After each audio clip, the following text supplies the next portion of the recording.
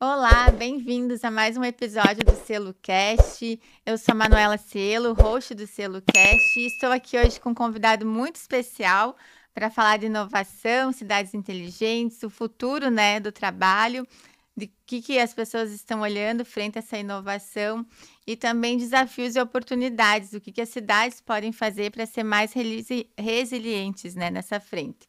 O convidado aqui é o Daniel. Quer me ajudar a falar sobre o nome?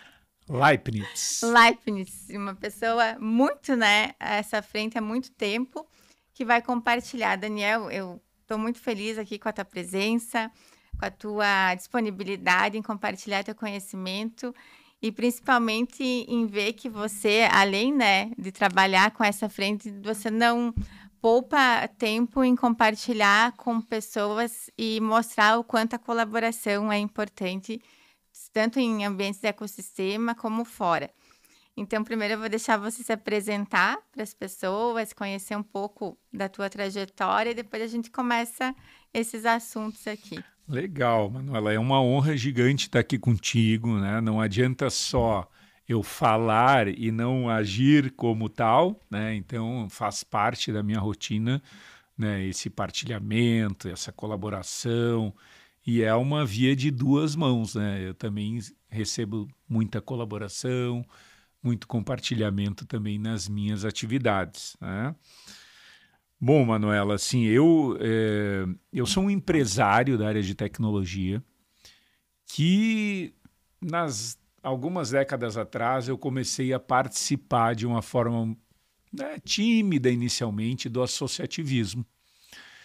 E dentro do associativismo eu acabei galgando aí, posições de liderança até eu chegar na presidência da Associação Catarinense das Empresas de Tecnologia. E quando eu cheguei lá, foi um momento muito especial que a gente teve um crescimento absurdo, lançamos diversos produtos e serviços e ambientes no mercado, abrimos uma filial em Boston, fizemos um centro de inovação em São Paulo, abrimos 4, 5 centros de inovação aqui na cidade. Nossa. E foi assim um crescimento muito grande que chamou a atenção de muitos lugares do Brasil. E isso nos levou para tudo que é lugar que tu imagina, para outras entidades, Acabei participando de diversas outras entidades, chegando à vice-presidência da Amprotec. Isso me levou para diversos conselhos, Conselho da FINEP, Conselho do Sebrae Nacional, ABDI, Sebrae de Santa Catarina, Conselho Estratégico da Fiesc e uma série de outras coisas, inclusive no exterior. Fui convidado a presidir o Sapiens Park pelo governador anterior e foi uma gestão também de muito sucesso, A gente conseguiu trazer muitos investimentos aqui para o parque, mais de 1 bilhão de investimentos, trazendo a JBS para cá, o próprio Passeio Sapiens, na época, outros projetos aqui que aconteceram aqui na área de energia aqui ligadas à UFSC, o ímpeto, fechamos um projeto gigante com a FINEP de mais de 19 milhões que hoje está sendo implementado, Então foi muito bacana tudo isso que aconteceu, E com o tempo, as pessoas vinham muito me perguntar o que vocês fizeram, o que tu conseguiu, como é que tu conseguiu fazer. E assim eu comecei a ir para o Brasil inteiro, para muitos lugares do mundo, para dizer o que Floripa fez, como fez. E isso resultou, no que eu hoje tenho dedicado boa parte do meu tempo, que é a aceleração de cidades, aceleração de territórios, aceleração de grandes instituições. Exato. Até nesse contexto, né? Uma das frentes do podcast é a conexão Rio Grande do Sul-Santa Catarina, no contexto de como estão lidando com desafios e oportunidades, seja na frente empreendedora, seja entre cidades, né, poder público, poder privado, e também em contexto da situação das tragédias climáticas que aconteceu há pouco tempo. Foi bem no momento que eu estava para me mudar para cá. E esse teu olhar, né, de como as cidades podem fazer para serem mais resilientes, porque a gente sabe que a questão climática ela vai ser cada vez mais impactante e quem não se prepara para isso vai sentir cada vez mais. E nesse teu olhar, como que você vê a cidade se planejando, como a inovação está trabalhando isso e o que pode ser feito, né, que nem no Rio Grande do Sul agora, depois disso tudo. Eu tenho uma história muito peculiar para contar aqui para vocês, né, referente ao Rio Grande do Sul. Eu sou gaúcho de nascença, né? Meus pais migraram para Florianópolis quando eu tinha 15 anos. Eu sou o irmão mais velho de uma família de 4 filhos e eu vim para cá, né? Então eu, obviamente, sempre tive um pouco de vínculo lá, né? A gente construiu toda a nossa vida aqui e tal, mas assim, né, eu nasci lá, né? E teve um período, e eu sempre fui um cara, como eu comentei aqui, de receber muitas pessoas, de estar sempre aberto, né? E nunca distingui quem eu recebo, quem eu converso, eu trato, né, todo mundo de forma igual. E numa dessas visitas, né, eu recebi um cara lá do Rio Grande do Sul, né, e o cara foi trazido por outras pessoas que eu conhecia aqui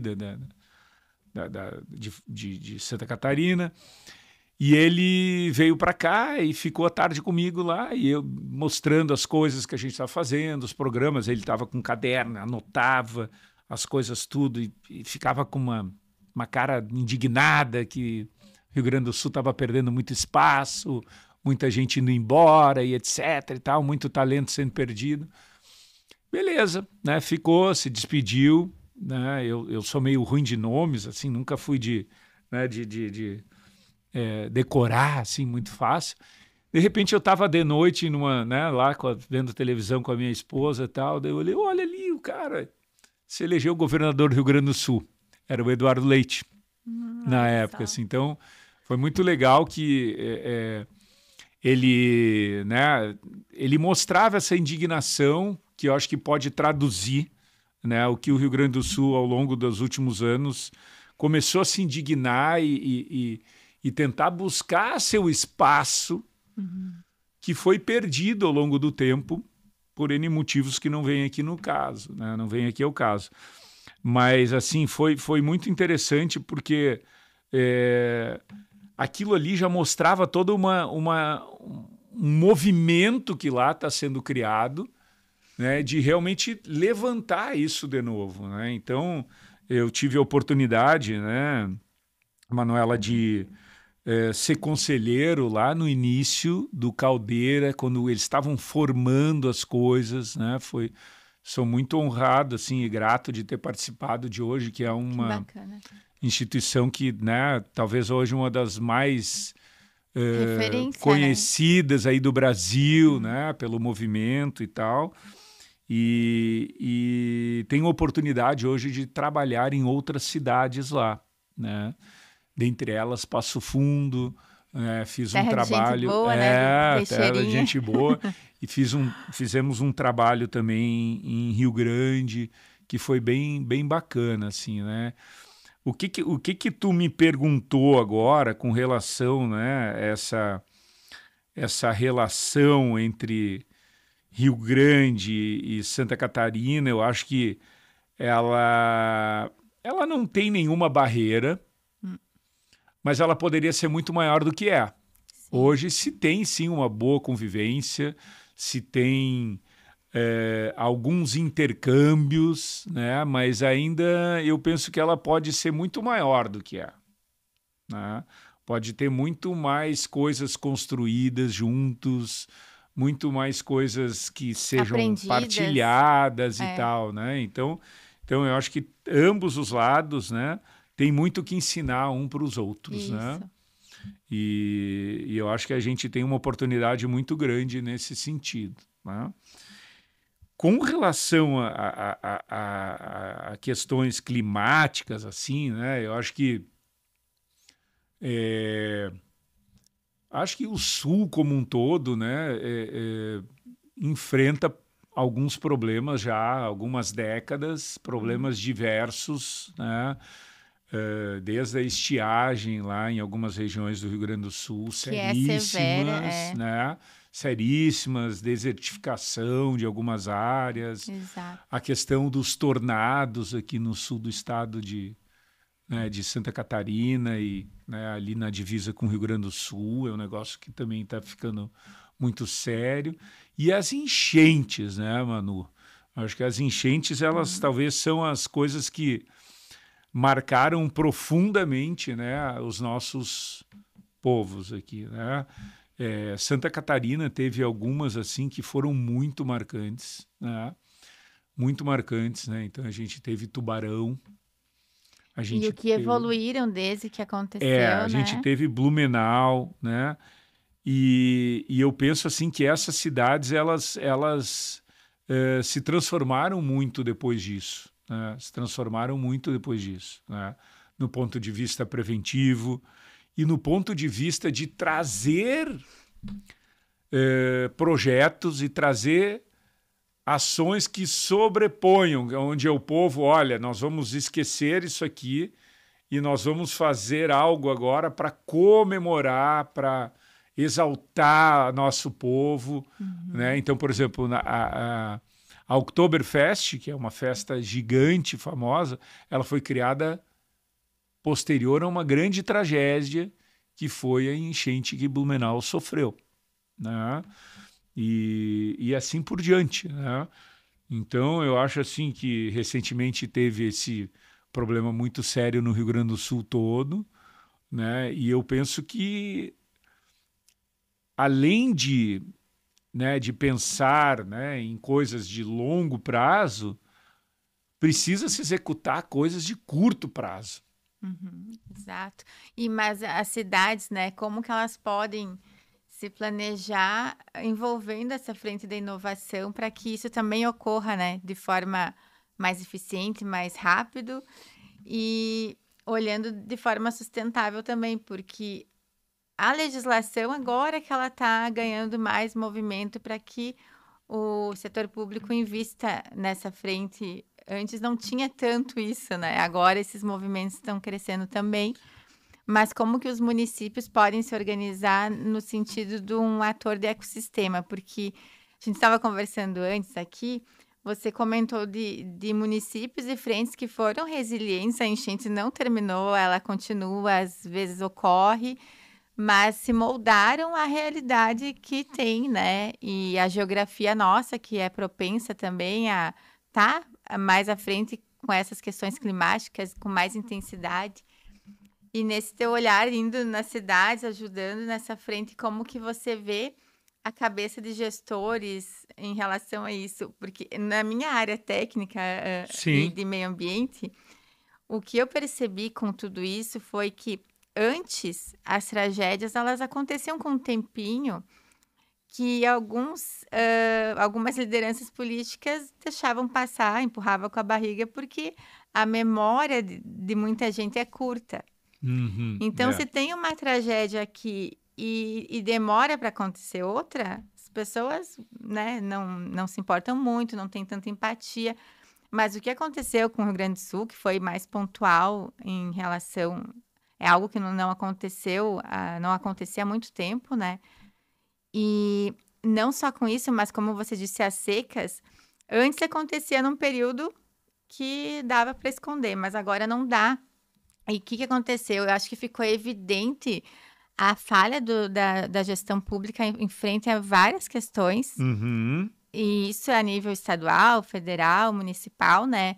A gestão como um todo, porque os problemas ali a gente viu que despertou, generalizou muito, evidenciou muito, mas também evidenciou como a colaboração das pessoas ela acontece, né? Nesses ambientes que dá diversidade. Eu escutei de uma pessoa, né, de uma dessas cidades que eu vou comentar agora, né, de um ecossistema que eu tenho bastante relação e que sofre anualmente, né, com enchentes, que assim, se a gente tivesse esse engajamento que a gente tem da sociedade nos 15 dias depois né, até 15 dias depois da enchente, de tá todo mundo colaborando, todo mundo ajudando uns aos outros, etc. Cara, nós estaríamos em outro patamar hoje como cidade, como país, né? E como pessoas. As pessoas vão esquecendo, né? Eu vejo assim um grande exemplo de sociedade nesse sentido é a sociedade de Medellín, né? Então eles tiveram uma outra tragédia lá, que foi o narcotráfico. Né? A gente acompanha nos episódios da Netflix, né? Isso, né? Então, o que tem lá? Eles implantaram o que se chama de educação cidadã. Tá? E um dos objetivos dessa educação cidadã é que a gente não esqueça desse passado. Né? Que tu continue tendo a consciência do que é importante disso. Né? Então, assim, né? E é um desafio, né? Da mesma forma como a gente se esquece de uma enchente, né? Lá também, antes o teu pai, teu irmão era assassinado, era explodido, era não sei o quê. Só que quando tu vai ficando por um período longo de paz, e nós estamos aí agora com quase 25 anos, 30 anos de paz, né? As pessoas vão esquecendo, né? Porque não acontece aquilo lá. E isso é um grande risco, né? Porque eu acho que parte do que aconteceu lá foi de que coisas que eram importantes foram começando a deixar de lado porque não acontecia aquilo lá, né? Então, tu cuidar ali da questão dos diques, tu cuidar das coisas, tu saber que um dia pode entrar água e tu não vai... Né, o que tu vai fazer, né? E eu, como eu te comentei assim, né, aqui fora né, da nossa fala, em outras conversas, né, tem uma cidade aqui, por exemplo, que chama Rio do Sul, em Santa Catarina. E eles têm esse problema que Porto Alegre teve lá todo ano, às vezes 2 ou 3 vezes por ano. Nossa, né? Então, nas primeiras, o povo perdeu tudo. Né? Na segunda, perdeu de novo. Não vai acontecer de novo. Na terceira, daí algumas já estavam ligadas. E hoje existe toda uma resiliência da cidade para conviver com aquilo. Tá?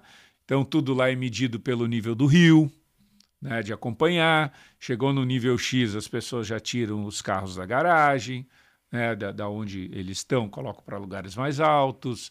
Chegou num nível Y, né, tu arreda todas as coisas que estão no primeiro andar.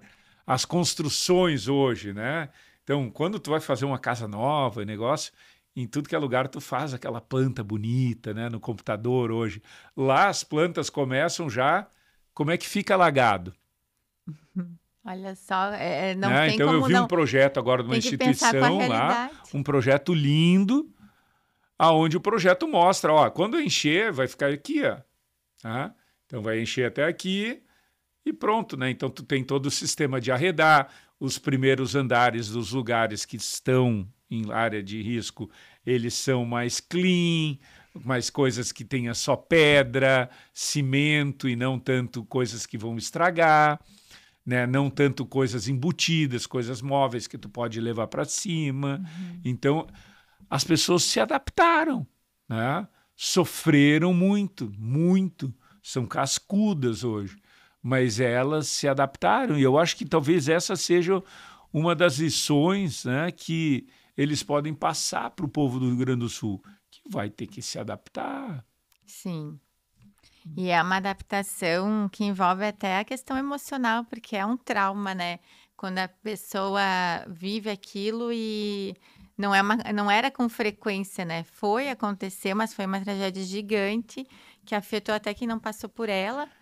E a gente marca a gente que não passou por aquilo, imagina quem passou. Não, quem passou é realmente traumatizante, né? E É, assim, e é uma opção dessa pessoa ficar no lugar e se adaptar ou sair, né? e nesse sentido, assim, qual que é o teu olhar para os modelos de negócios e de olhar os formatos até de qualidade de vida hoje, né? Porque isso envolve uma grande reflexão no sentido para onde que o mundo está indo, como que a gente vai começar a desenvolver as cidades, pensar, planejar. E essa conexão Rio Grande do Sul, Santa Catarina, que eu pensei nesse sentido, não só Rio Grande do Sul, Santa Catarina, é Sim, Brasil todo, é porque os convidados agora são claro. também dessa ponte, né, para inovação. Sim, E é nesse sentido de como se pode contribuir um com o outro, porque às vezes tem soluções num lugar que compartilhando já ajuda o outro, que nem você comentou do Rio do Sul, mas os modelos de negócio, como eles vão ser vistos agora, né? Porque vários negócios foram também impactados no estado, né? Alguns conseguem se refazer, outros não. Então, isso envolve um contexto gigantesco, que nasceu de digamos, talvez não é um não cuidado, mas é um olhar daqueles, isso não acontece aqui, a gente não vai olhar para isso. Problemas que envolvem essa questão de cuidado, não é nem só ambiental, mas é questão de cuidado das cidades, de manutenção, coisas básicas, né? E como que vai se preparar daqui para frente. assim, né? A gente é um país que, né, que todo mundo fala muito abençoado, assim, né, por Deus, né? Porque a gente né, não tem guerra, não tem terremotos, né? Não tem. E isso tem o lado ótimo, né? Mas tem o lado ruim que a gente fica meio relapso, a gente fica meio descansado, né, com algumas coisas, né? E que a gente não se preocupa e não planeja e não põe na variável lá das coisas que a gente tem que fazer, né? Eu vou citar um caso extremo aqui, né? Israel, por exemplo, tem problemas com guerras, com inimigos. Então toda construção lá, ela tem que ter um quarto que é blindado. Uma construção nova hoje, então, que eles chamam mamá, né? Então tu tem toda uma coluna de um prédio toda que é feito totalmente separada. Aquele prédio pode receber um míssil e aquela coluna ela vai provavelmente se sustentar e as pessoas vão para lá, né? E durante a guerra agora os bombardeios praticamente ninguém que estava naquilo ali e que seguiu protocolos veio a É, morrer, né? Então é um caso extremo, mas assim vamos fazer uma analogia aqui para as sim. nossas enchentes, né? Nós temos que ter planos B e planos C prontos, né? Então a gente vai pegar outros povos, por exemplo, né? Nova Zelândia, Japão, que sofrem com terremotos. Toda a população ela tem, né, um protocolo para fazer quando começa a tremer. Como é que tu vai te portar, para que lugar tu vai, né? E isso a gente tem que ter, né? Uhum. Vai chover, acontece isso.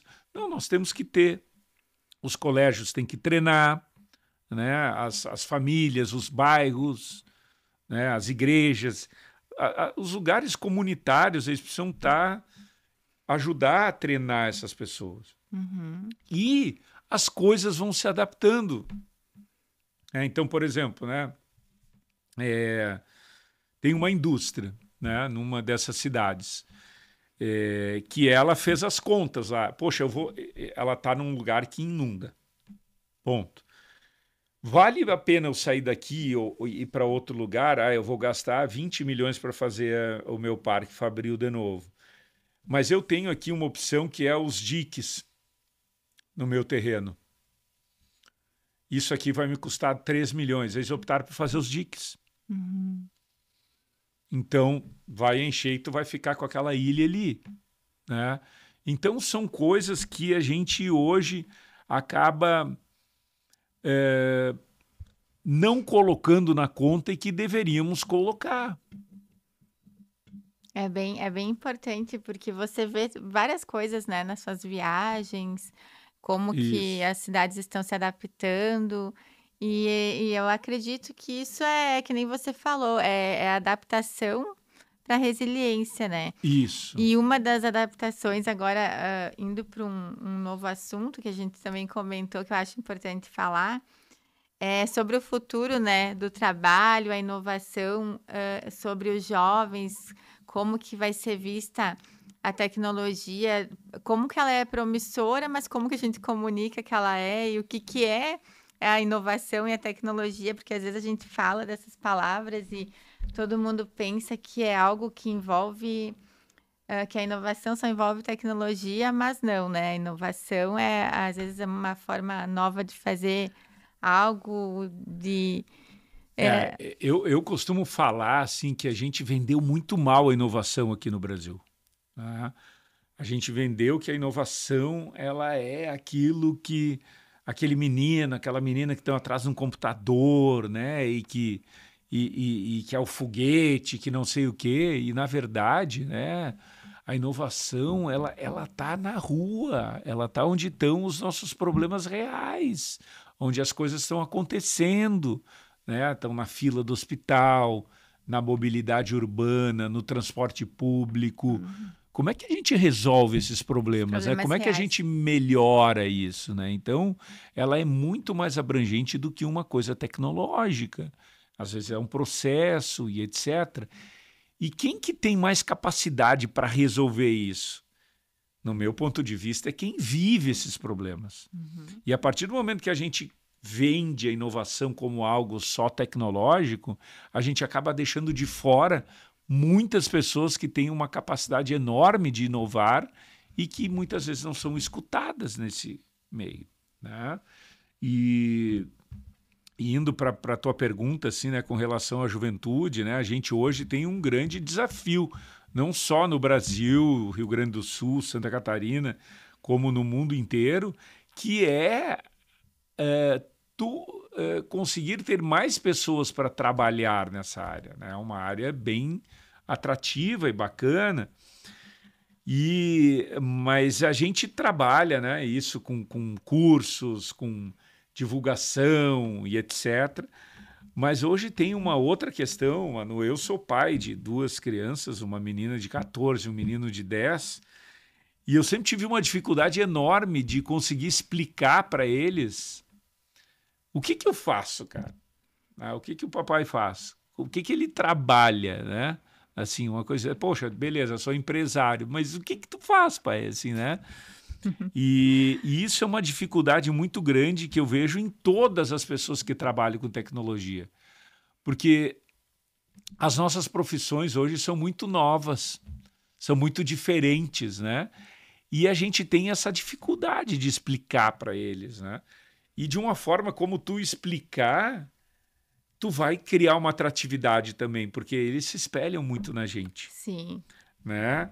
E dando um spoiler aqui de um futuro trabalho nosso, né? Realmente fazer um livro infanto-juvenil que contextualize esse ambiente de inovação, esse ambiente das profissões, deles entenderem o que é cada uma dessas profissões, quais são as competências que eles têm que ter para cada uma, né? Então a gente está elaborando agora esse novo projeto aí que é um livro infanto-juvenil que a Que gente vai bacana. trabalhar explicando esse contexto para elas. Uhum. E não não é só os jovens agora, né, infanto-juvenil que você comentou, porque, os adultos também têm dificuldade de entender. eu mesma até entender como que é o ambiente de inovação, como que funcionam os ecossistemas, ainda estou aprendendo, né. Tu falaste uma E verdade, Manu, eu é, não tinha me dado conta, mas as pessoas fora do meio têm dificuldade de saber, né? O que que é um SDR, o que que é um CS, que são profissões hoje dentro das empresas de tecnologia que são muito importantes, muito relevantes e que empregam muita gente. exato, e aqui a Ilha da Magia do turismo, ela tem essa frente muito forte, né, junto conectada com várias frentes de cidades inteligentes, Muito. indicadores, que também é uma frente que os municípios que estão se adaptando à inovação podem aprender, né, levar.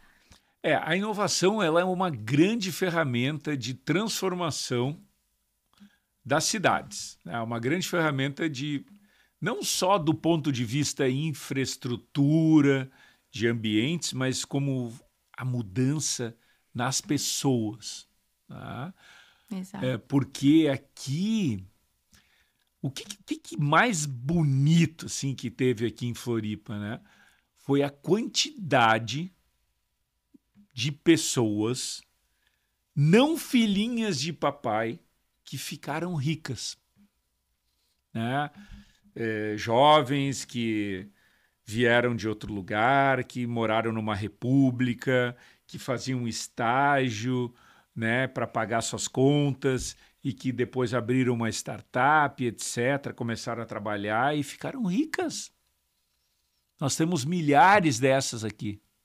Né? É muito bacana. Então, isso é lindo, porque talvez a maior transferência na mobilidade social que se tenha no Brasil é pela inovação, pelos ecossistemas de inovação. Exato. E os ecossistemas estão se desenvolvendo cada vez mais, né, e crescendo. Estão, mas agora chegou a hora deles serem pragmáticos e focarem em resultados. E o que é o resultado, Manu, desses ecossistemas? É levar prosperidade para as pessoas. E a prosperidade ela só vai acontecer se a gente conseguir que mais gente consiga abrir negócios, que mais gente consiga trazer e criar empresas aqui. Uhum. Porque ali tu vai fazer com que mais gente consiga trabalhar, mais gente consiga ganhar melhor, mais empresas consigam prosperar e isso tem um desdobramento gigante que a gente vê aqui em Floripa, É. né, com toda essa riqueza que aconteceu a partir, né, do desenvolvimento dessas empresas de tecnologia. É bacana que você acompanha vários municípios que estão, né, nessa frente de se desenvolver, e realmente agora é a hora de ver se a cultura se implementou para realmente ter esses resultados e não só um grupo, né, se fortalecer e prosperar, mas todos que estão ali.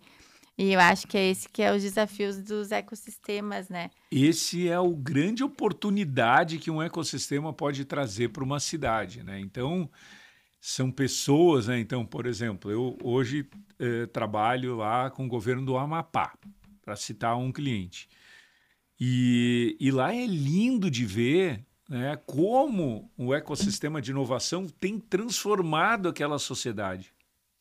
Então, se a gente for pegar nos últimos 2 anos, dobrou o número de startups. Que legal. É gente sonhando, é gente com autoestima, é gente botando produtos novos no mercado, é Recebendo apoio, gente, né, que legal. é gente bebendo dessa fonte de colaboração, de compartilhamento que acaba nos contaminando positivamente, não só Sim, pensando na prosperidade financeira, mas na de convivência, na colaboração. riqueza de tu estar frequentando uma comunidade. Exato. É muito bacana. Você tem um livro, né, também que pode compartilhar com o pessoal para fazer a leitura, para entender um pouco da tua visão, do teu conhecimento sobre. Isso, eu e o Rodrigo Lócio, né, organizamos um livro aqui chamado Ponte para a Inovação, E esse livro, ele conta como que nesse ambiente aqui, que não era nada favorável, né, uma ilha praticamente de pescadores, que a economia era governo, um turismo sazonal que não se sustentava por causa do frio, né? Conseguiu transformar isso aqui com uma série de outras variáveis negativas também, né? Preconceito dos demais municípios Sim. desenvolvidos aqui ao redor. Conseguiu se transformar, encontrar seu espaço, não esperando a ajuda de ninguém, pelo seu próprio talento, pelos seus próprios talentos e da sua própria forma daqui. Então, esse livro conta um pouco disso, mostrando, né, como tu criar e desenvolver um ecossistema empreendedor. Então, todos os vetores que a gente passou por aqui, e ele é um passo a passo de como tu executar isso no teu município. Então, esse é um livro muito marcante, Manu. Ele foi já mais de 5.500 cópias vendidas. Nossa. Né? Quem falou um pouquinho dessa história aqui foi o Márcio. Que O Márcio legal. comentou, né, da história que eles fizeram para realmente ficar aqui e prosperar, né? Que foi Isso algo mesmo. na contramão mesmo. E depois, né, a gente escreveu um segundo livro que se chama Ponte para o Mundo, Para o mundo. que é a jornada do empreendedor que quer levar as coisas para o exterior, né, que levar a sua solução para fora. Como é que tu faz? O que tu tem que fazer? Né? E agora vai vir um terceiro, que vai ser lançado ainda esse ano. Olha só. Que se chama Ponte para Investimentos.